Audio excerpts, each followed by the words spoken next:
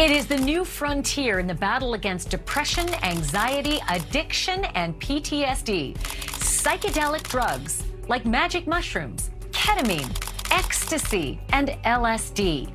The science behind the therapy is turning heads and gaining steam. Top universities, even Wall Street, are getting in on the game. So, can these drugs help you? And can they change the country? A special edition of Banfield is now.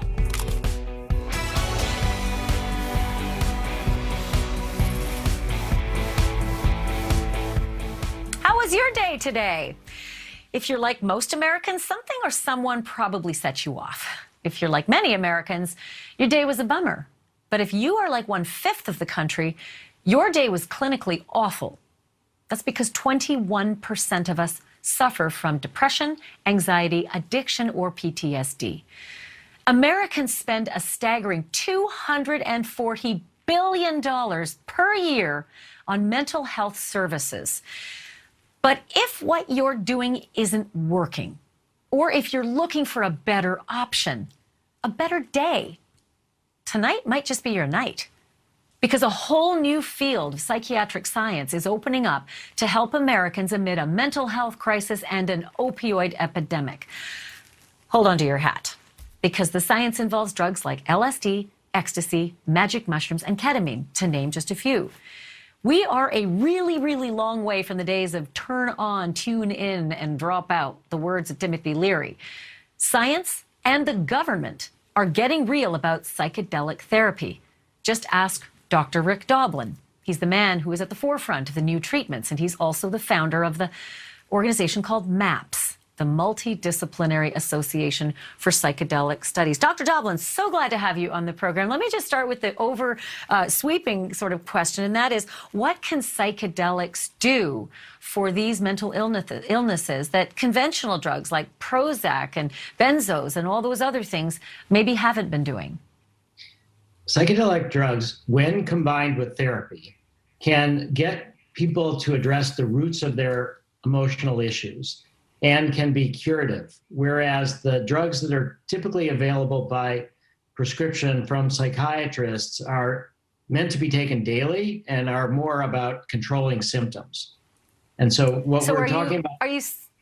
Sorry to interrupt, are you actually saying that we can cure these mental illnesses rather than just be on a treatment of drugs for the rest of our lives? Yes, that's right.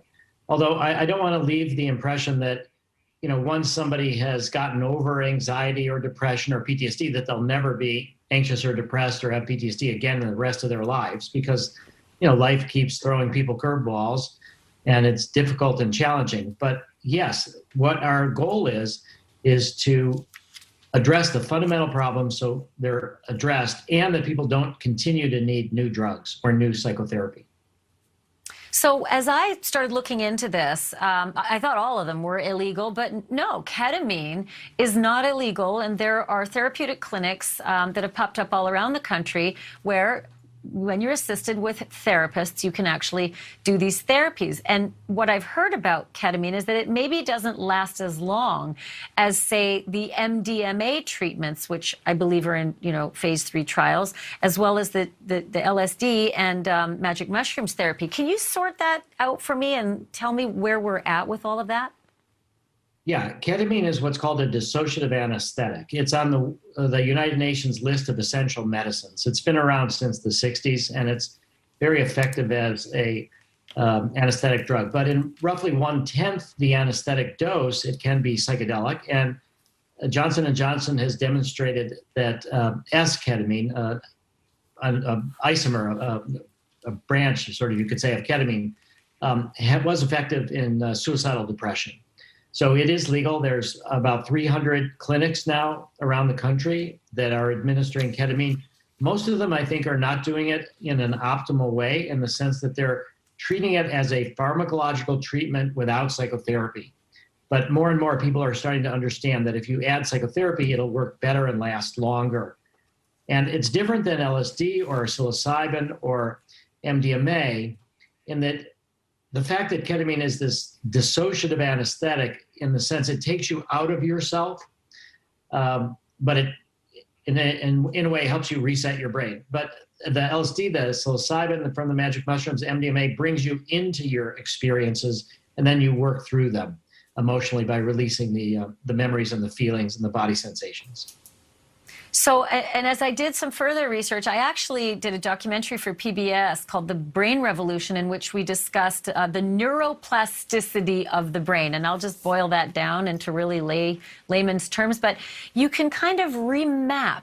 It's plasticine almost. You can remap certain things in your brain. And is that effectively the very simple explanation of what psychedelics combined with psychotherapy can do for you? It can remap the problem places in your brain that are causing the mental illness?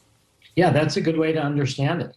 Because what you're doing is you're developing new neural connections, and you're routing memories through your brain in a different way. Previous traumatic memories are now what's called fear extinction and memory reconsolidation, and that you're strengthening parts of your brain that can be pro-social, or that love and feeling of connection and belonging and attachment.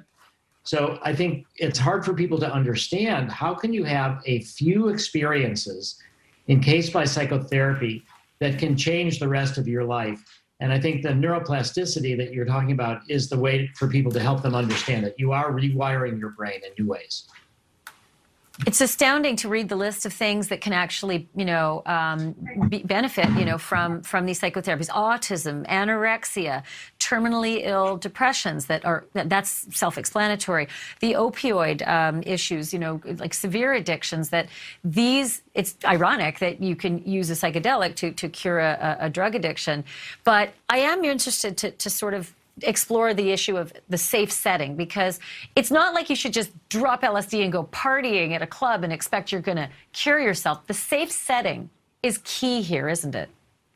Yeah, the set and setting. Actually, Timothy Leary first started talking about that's really important for having the best outcomes. I wouldn't say that it's ironic, though, that psychedelics can be used for the treatment of substance abuse, because Bill Wilson, Bill W., the founder of AA, his first experience getting sober was on belladonna.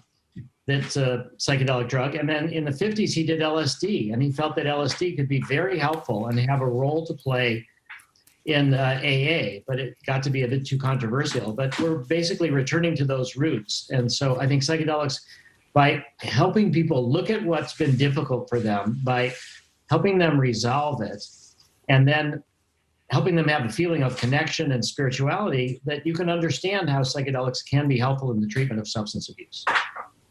So, back in the 60s, things got a bit crazy. The whole counterculture argument, the hippies are doing it, we got to outlaw this stuff. That lasted a really long time. And so the big question I have now is that these drugs, particularly MDMA, are in, phase 3 trials.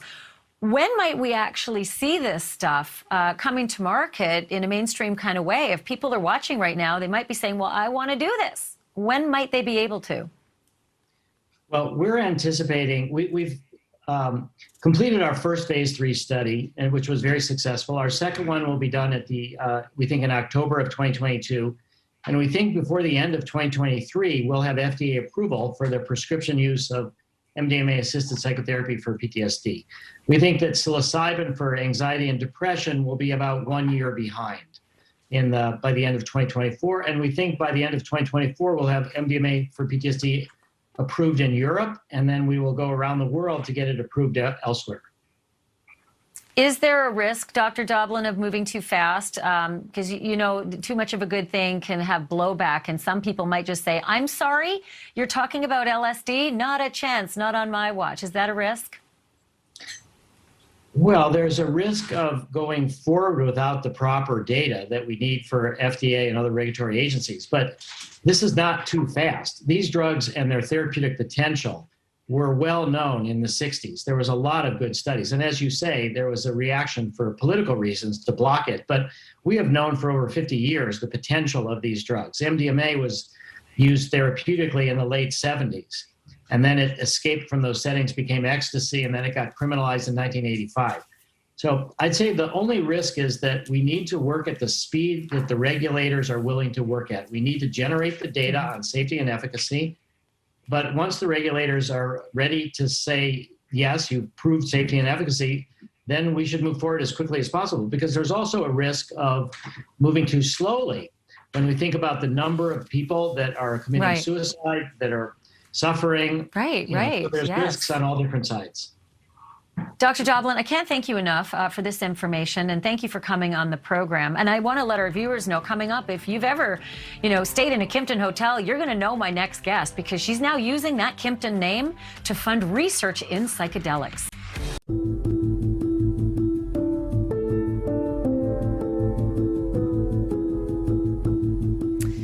Welcome back to the show. It is a lot to take in. I mean, just that list alone: LSD, ketamine, MDMA, psilocybin.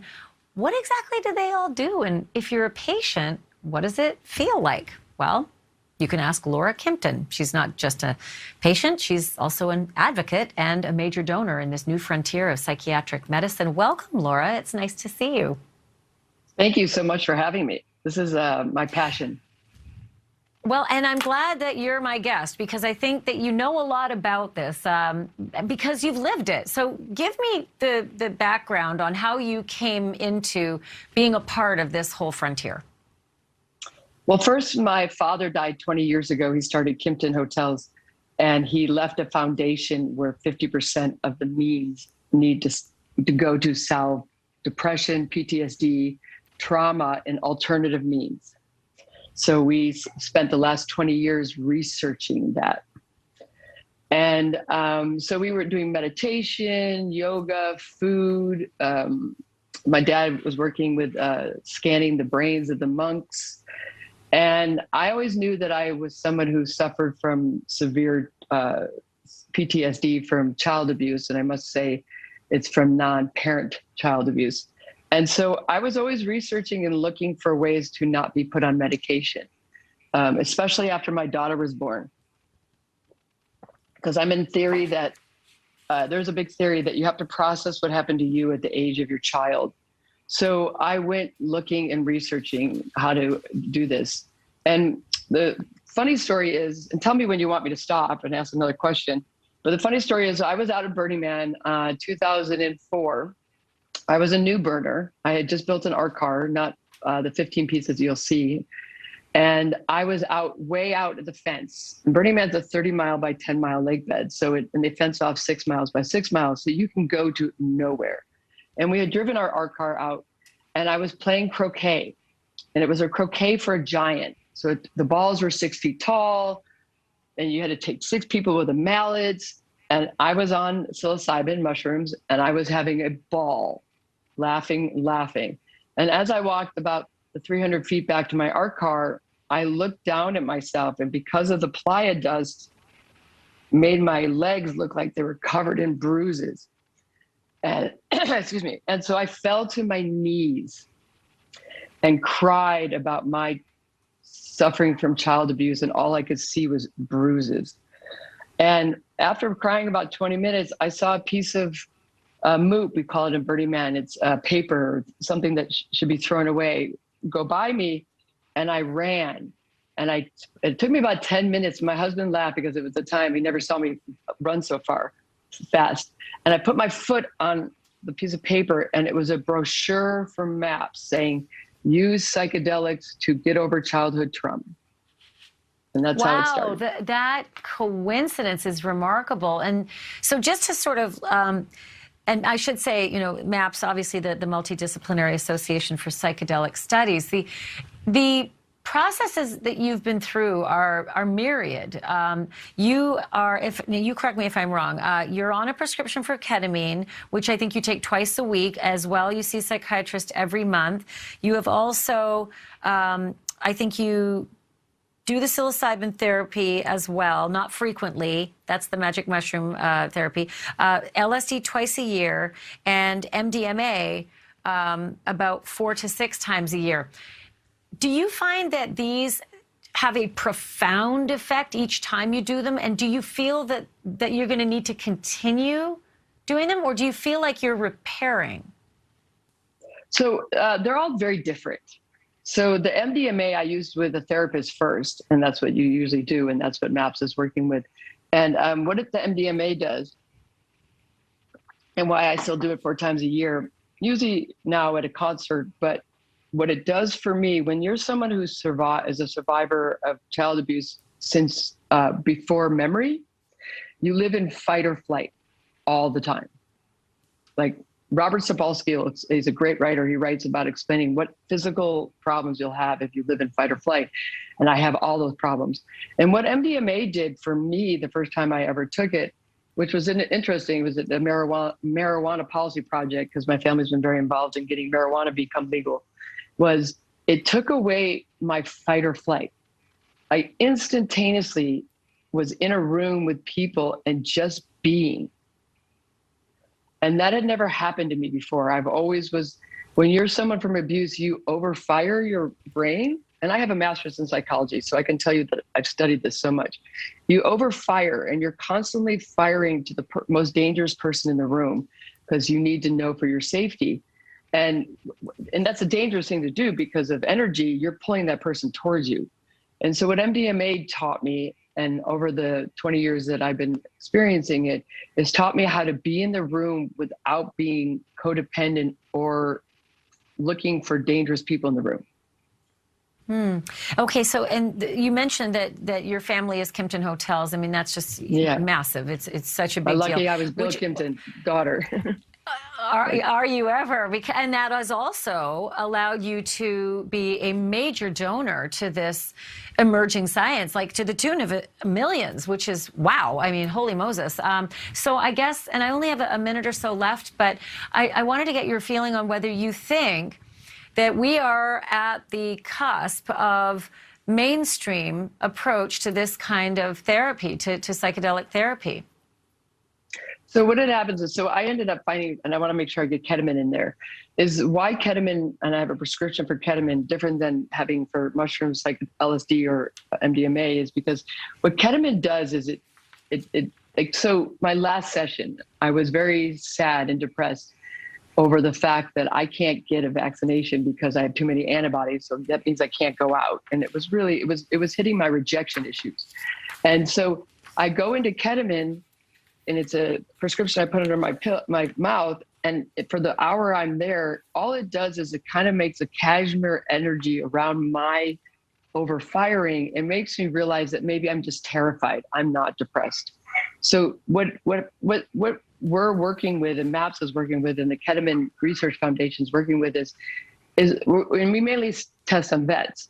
So a vet can come home with PTSD and they get put on an antidepressant, and that goes on forever and has side effects and all these other things. With ketamine and MDMA, you work with a therapist 3 times and you pretty much are back. The reason I still do it 2 times a week is it really helps me with going out into the world to not have an issue with my overfiring. Some people, it's 3 times and it's over. But that's what's so incredible. 0. You know, that's what's so remarkable, is that so many people like you have said it's 1 and done, or 1, 2, and 3 and done, not lifetime of prescriptions. Laura Kimpton, thank you so much for sharing your story. I really appreciate it. It's good to meet you. Yes, thank you. And when we come back, go ahead. I'm just saying, if there are people out there that know people are suffering, please research these ketamine clinics and the MDMA soon to happen. Thank you for that. I appreciate it. And we're actually going to do a little bit more coverage on that as we go forward, because when we come back, how one woman said that LSD saved her marriage and her relationship with her kids, and actually saved her life. The science of microdosing, and also the controversies behind it, next.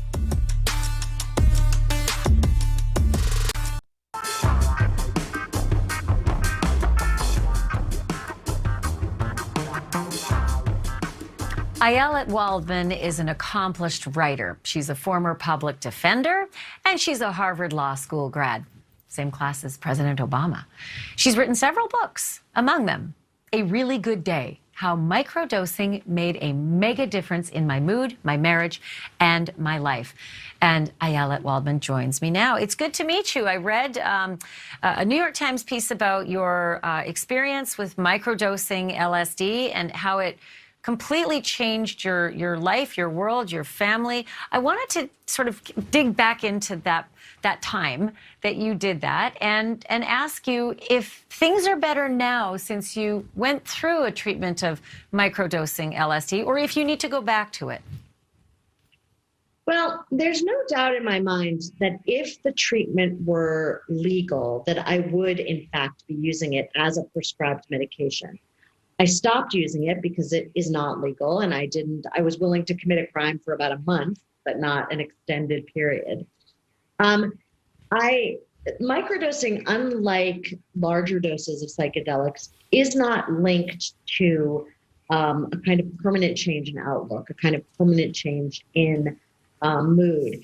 It's probably more akin to something like ketamine, which has a short-term effect. So if you're not actually microdosing, you're not going to experience the positive outcomes. However, larger doses of psychedelics, psychedelic drugs like psilocybin, which is, people think of that as magic mushrooms, or LSD, have actually been linked to long-term improvement in mood.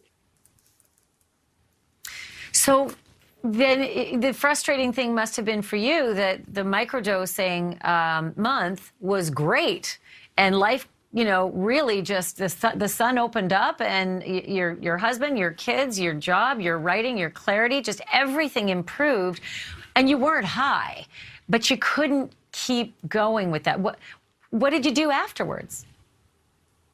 So, and I think the most important thing to understand is that when I started the experiment, I was profoundly depressed. I was suicidal. I was anhedonic.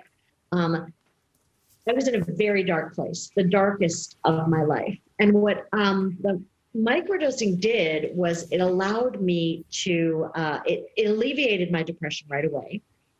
It allowed me to access the beneficial elements of cognitive behavioral therapy, dialectical behavioral therapy, which was really, I think that's what improved my mood in the long term more than anything else.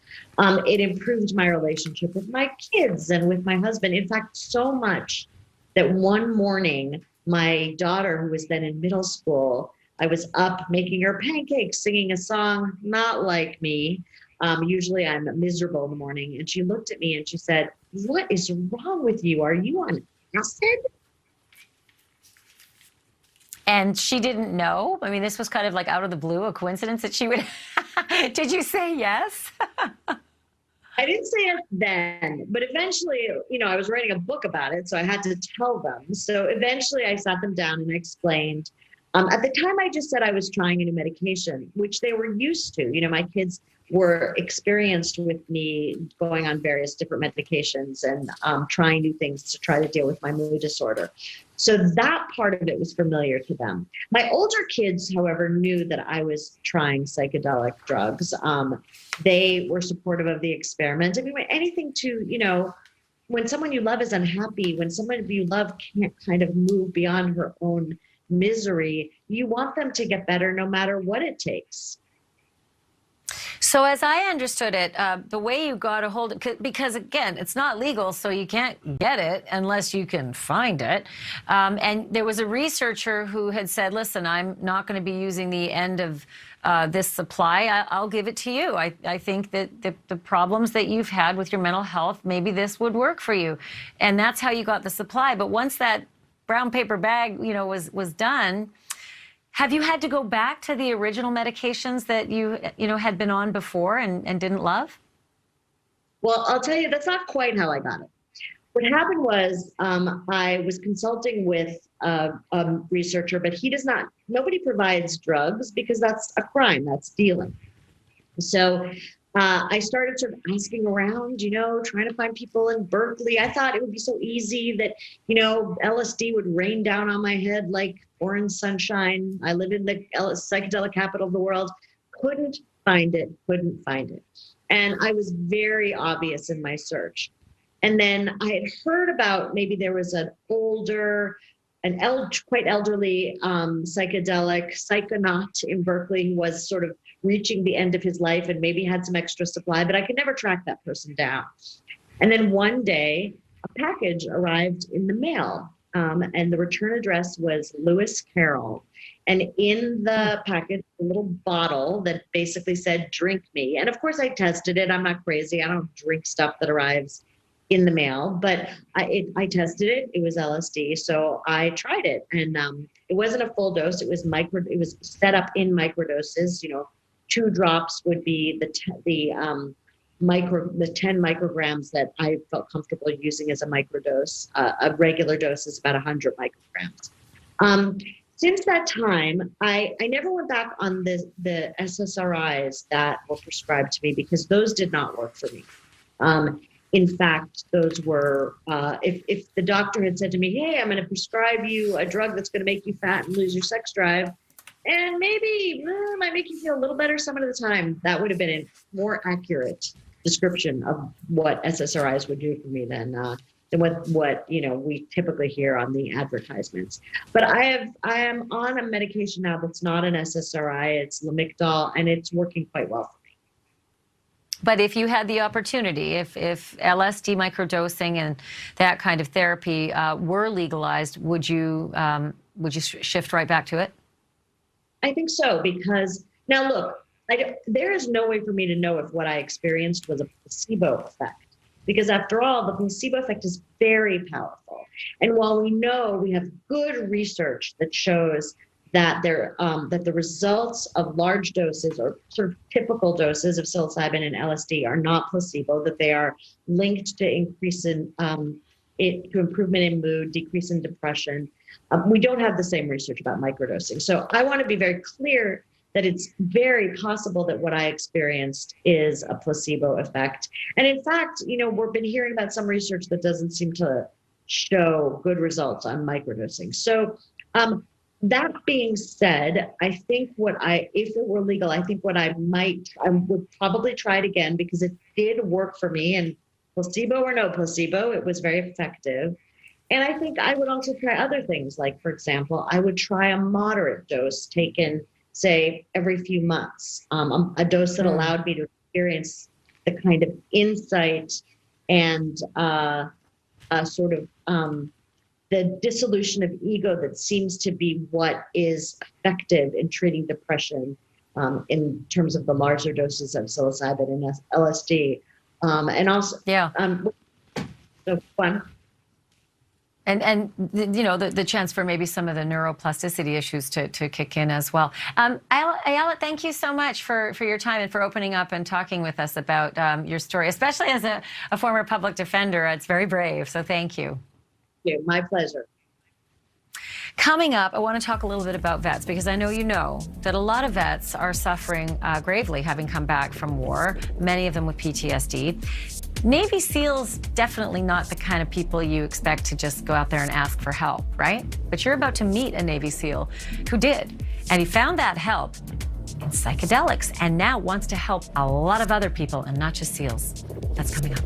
When I was walking out the door, I remember saying, don't think I'm going to come back after this weekend like a new person, because that's crazy. And man, was I wrong.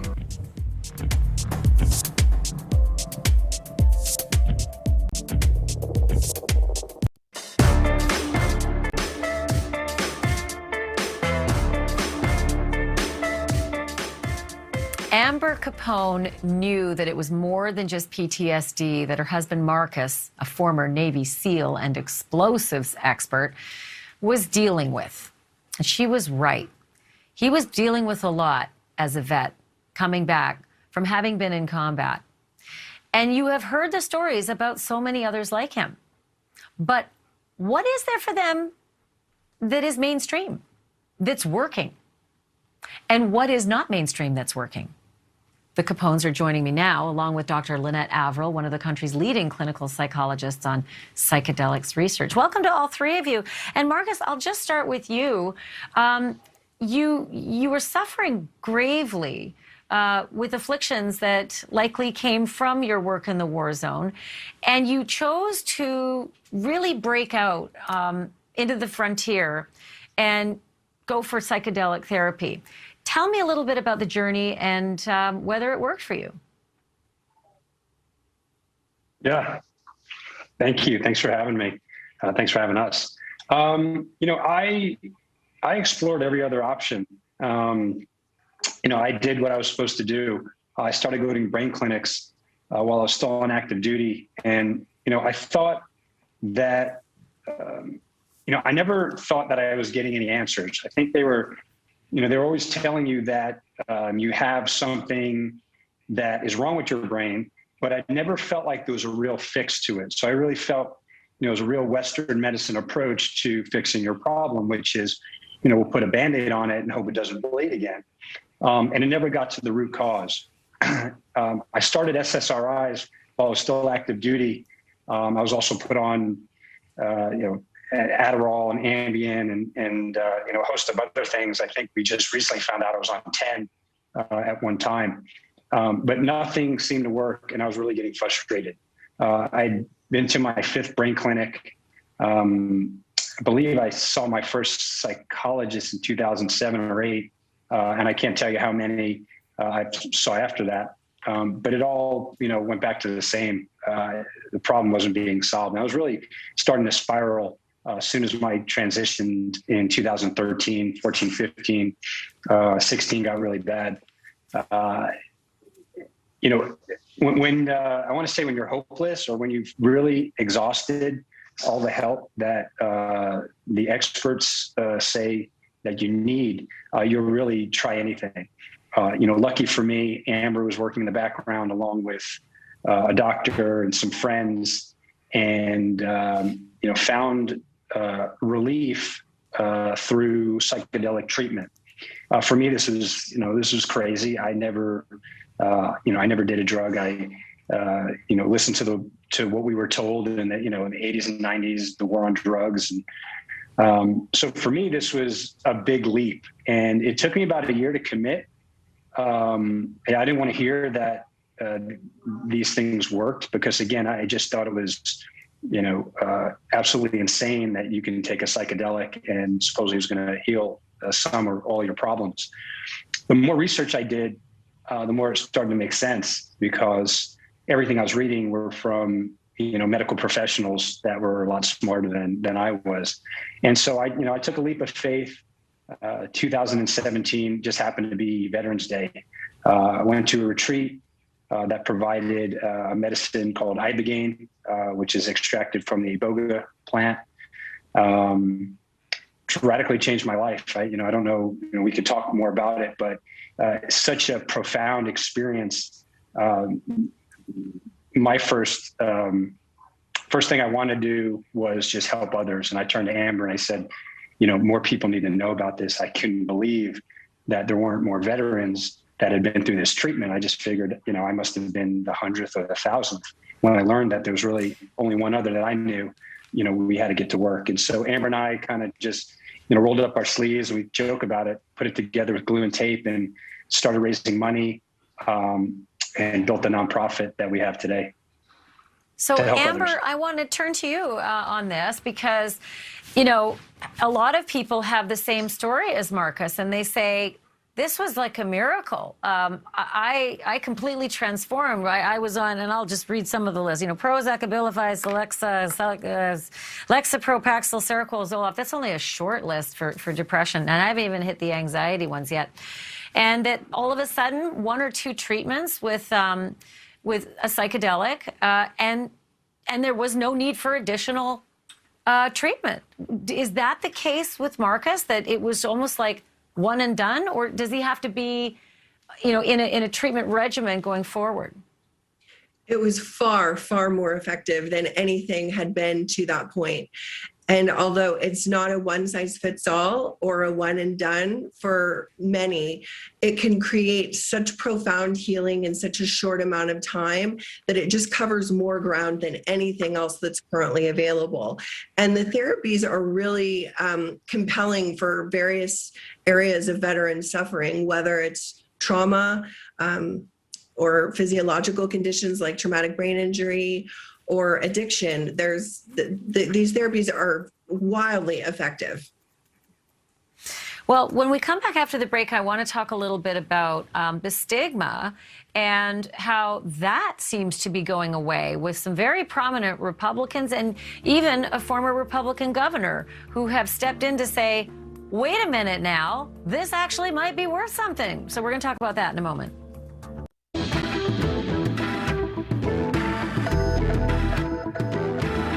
I'm a great example of a fairly conservative elected official who is against drugs in any form or fashion. These compounds are different than no other compound that we would have in our arsenal, if you will. Used properly, it can save lives. So that's the former Texas Republican Governor Rick Perry saying, hey, you know, maybe there's something to psilocybins and some of this kind of therapy. So with that, Dr. Lynette Averill, I'd like to ask you, what are the chances now that business has moved in, Wall Street has moved in, $2 billion roughly as of a couple of years ago had been invested in this particular frontier, the psychedelic, therapy frontier. What are the chances that we might actually see something a little earlier than what I hear, which is 2023 for legalizing MDMA therapy and 2024 for legalizing psilocybin therapy?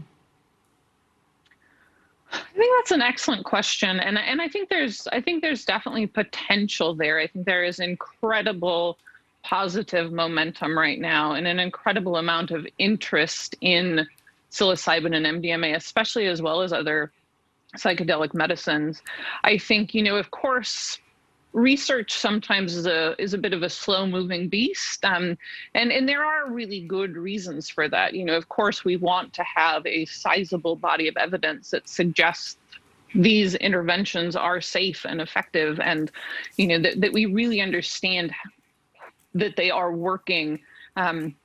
I would imagine, because they have FDA, breakthrough status, because there is so much momentum, because so many states are, being very interested in pushing forward various legislation to support these interventions. I could imagine that there may be a bit of a fast track beyond, the as you said, estimated 2023 and 2025.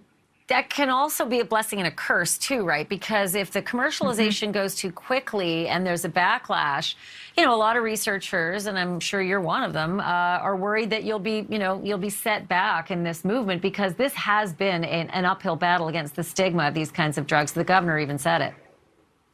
Absolutely. And I think, certainly I think the Capones, myself, and many, many others in this space are very aware that we need to be very thoughtful, very rational, and very cautious in the way that this entire movement, this entire renaissance, if you will, of psychedelic medicine goes forward.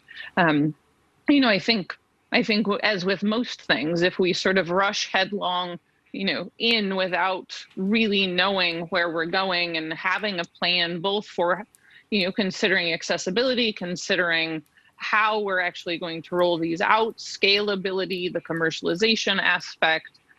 Also, of course, psychedelics. Many of these are plant-based medicines with millennia of kind of cultural background and things that I think is also a critical piece that we need to be attentive to as these gain momentum. So, Amber, let me just ask you, because I know you've just done so much reading on this and obviously started the foundation because of your, your commitment to it.